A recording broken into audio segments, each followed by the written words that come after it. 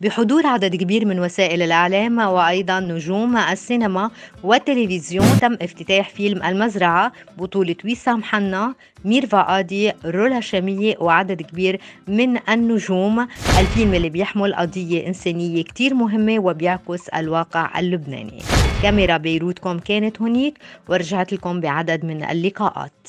اليوم عم نلتقيك بمناسبة حلوة فينا نقول، اللي هي افتتاح الفيلم.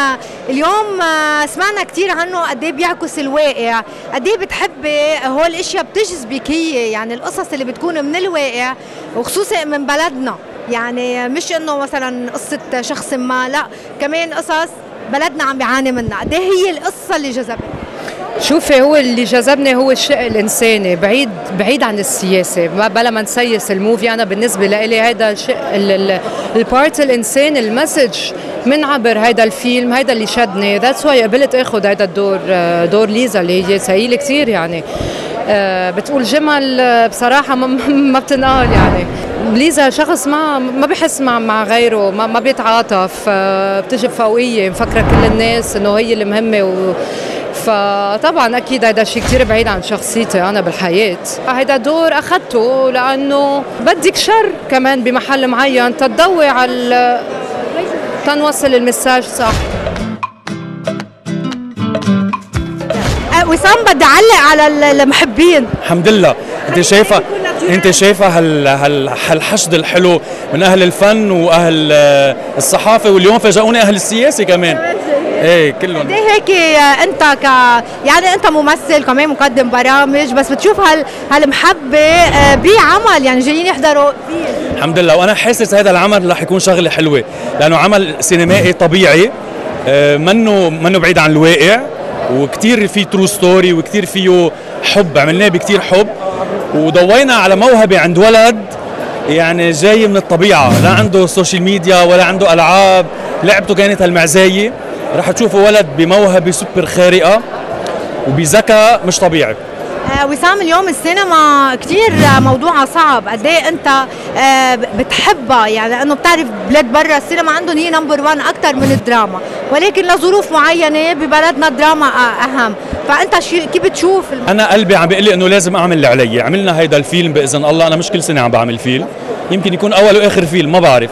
عملنا اللي علينا ان شاء الله باذن الله، وانا عندي احساس انه هيدا الفيلم راح يحبوه كثير العيال.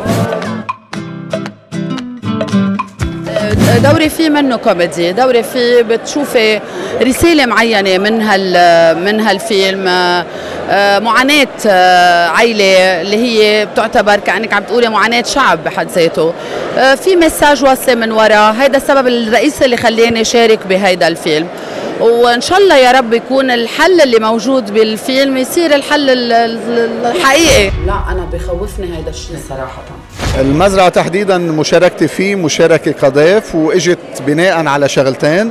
اول شيء ايمانا بقضية الفيلم الانسانية، وبناء على علاقتي بالشركة. هي من المرات القليلة اللي مش الدور بيجذبني، لانه انا ضيف انا ورولا شامية ككوبل مجوزين بقلب الفيلم، ولكن فكرة انه دعم الانتاج المحلي والصناعة المحلية بهالظروف الصعبة اللي فيها، وخصوص السينما اللي فيها نضال كبير ليضل هالبلد عايش وحيوي واقف على اجريه، لانه هيدي صورة اساسية. مشان هيك المزرعة بالنسبة لي هي مشاركة بكل هودي اللي حكيتهم، ابعد من انه دور.